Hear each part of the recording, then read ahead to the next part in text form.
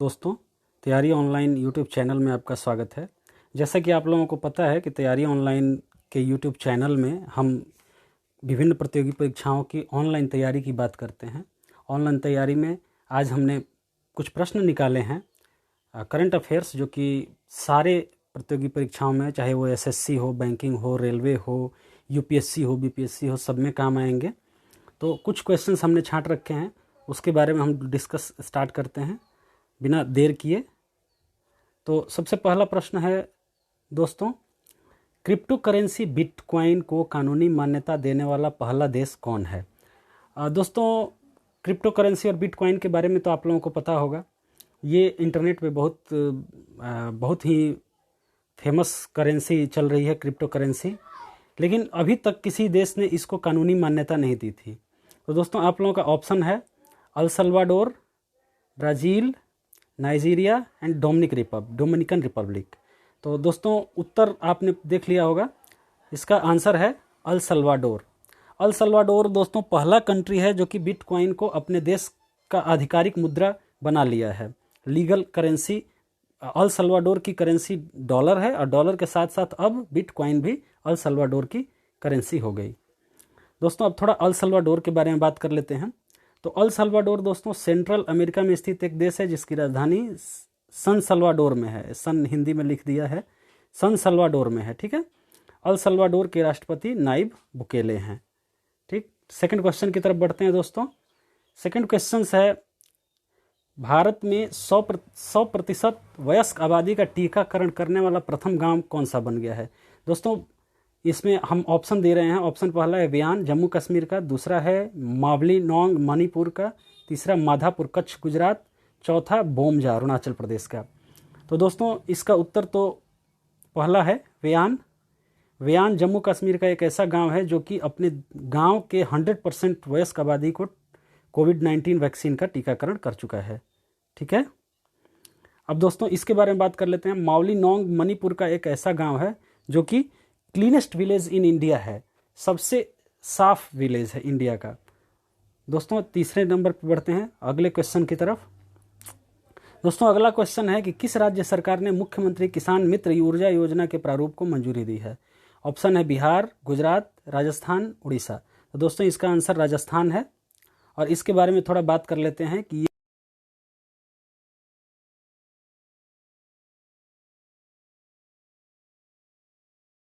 1,000 रुपये प्रति माह और अधिकतम 12,000 रुपये सालाना का अनुदान सरकार देगी, ठीक है। अगले क्वेश्चन की तरफ बढ़ते हैं दोस्तों। अगला क्वेश्चन है, विश्व बैंक ने 2021 में भारत के जीडीपी विकास दर का क्या अनुमान लगाया है? पहला ऑप्शन है आपका 8.3, दूसरा 7.9 और तीसरा है -2.9%, चौथा है 5.6%। तो दोस्तों, इसका उत्तर है 8.3%। अब इसके बाद थोड़ा बात कर लेते हैं दोस्तों विश्व बैंक के बारे में। विश्व बैंक के बारे में थोड़ी सी जानकारी रखना जरूरी है। विश्व बैंक क्या है? दोस्तों, विश्व बैंक एक वित्तीय संस्था है जो विभिन्न देशों और संगठनों को वित्तीय सहायता प्रदान करता है, ठीक है। इसकी स्थापना 1944 में हुई थी दोस्तों। इसके प्रेसिडेंट आज डेविड मैप्लास हैं और हेड ऑफिस इसका वाशिंगटन डीसी में है। तो दोस्तों, इसमें क्वेश्चन आपको यही आ सकता है कि स्थापना कब हुई थी, प्रेसिडेंट कौन है और हेड ऑफिस कहाँ है, ठीक है। ये आप याद रखना। अगले क्वेश्चन की तरफ बढ़ते हैं दोस्तों। हाल ही में भारतीय बॉक्सर डिंको सिंह का निधन हो गया है। वो भारत के किस राज्य के थे? पहला ऑप्शन है आपका मणिपुर, दूसरा मेघालय, तीसरा पंजाब, चौथा हिमाचल प्रदेश। तो दोस्तों, ये डिंको सिंह मणिपुर के थे। अभी 42 साल की उम्र में कैंसर से उनकी मौत हुई है। वो इंडियन नेवी में काम कर रहे थे। दोस्तों, इनके बारे में थोड़ा और जानकारी प्राप्त करते हैं। तो ये देश के बहुत बड़े बॉक्सर थे जिनसे बहुत पूर्वोत्तर छोड़िए पूरे देश के बॉक्सर्स ने प्रेरणा ली थी। इन्होंने 1998 में बैंकॉक एशियाई गेम में गोल्ड मेडल प्राप्त किया था। 1998 में ही इन्हें अर्जुन पुरस्कार मिला था। 2003 में इन्हें पद्मश्री पुरस्कार से सम्मानित किया गया था। और 1998 में जब बैंकॉक एशियाई गेम में इन्होंने गोल्ड मेडल लिया था बॉक्सिंग में, तो इसके पहले 1982 में दिल्ली के एशियाई गेम में कौर सिंह ने गोल्ड मेडल जीता था, ठीक है। दोस्तों, अगले क्वेश्चन की तरफ बढ़ते हैं। 2021-22 सॉरी, गलती से ये 22-22 हो गया है। 21-22 के लिए संयुक्त राष्ट्र महासभा यूनाइटेड नेशन जनरल असेंबली के अध्यक्ष पद पर किसे निर्वाचित किया गया है? तो दोस्तों ऑप्शन है आपका पहला डॉक्टर जलमई रसूल, ये अफगानिस्तान के पूर्व विदेश मंत्री हैं। दूसरा ऑप्शन है अब्दुल्ला शाहिद, मालदीव के विदेश मंत्री हैं। तीसरा ऑप्शन है दोस्तों वोल्कान बोजकीर, ये तुर्की के राजनयिक हैं। चौथा ऑप्शन है दोस्तों एस जयशंकर, भारतीय विदेश मंत्री। दोस्तों इसका उत्तर है अब्दुल्ला शाहिद। ठीक है, ये पहला ऑप्शन नहीं है, ये दूसरा ऑप्शन है, पहला ऑप्शन लिखा गया गलती से। ये अब्दुल्ला शाहिद, ये मालदीव के विदेश मंत्री हैं। दोस्तों इसकी कहानी सुनते हैं। इसके पहले वोल्कान बोजकीर थे, तुर्की के राजनयिक, और इसमें जब अब्दुल्ला शाहिद जब इसके उम्मीदवार बने थे तो उम्मीदवारी में कोई और नहीं था, ये अकेले उम्मीदवार थे। तो भारत ने पहले ही डिसाइड कर लिया था कि हम अब्दुल्ला शाहिद को सपोर्ट करेंगे। वहाँ गुप्त मतदान से चुना जाता है। तो अभी एशिया प्रशांत महासागर का टर्न था, वो टर्न वाइज होता है कि कैसे कैसे किस किस समय में किस किस क्षेत्र के लोगों को ये दिया जाएगा मौका। ठीक है, तो बाद में डॉक्टर जलमई रसूल, अफगानिस्तान के पूर्व विदेश मंत्री, भी मुकाबले में आ गए।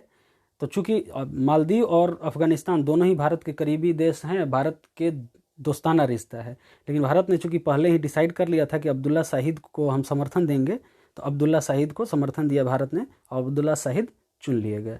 ठीक है, अगले क्वेश्चन की तरफ बढ़ते हैं। अंतर्राष्ट्रीय महासागर दिवस कब मनाया जाता है? अंतर्राष्ट्रीय विश्व महासागर दिवस दोस्तों ऑप्शन है 8 जून, 21 जून, 15 फरवरी, 8 मार्च। तो दोस्तों इसका उत्तर है 8 जून। 21 जून को तो हम जानते हैं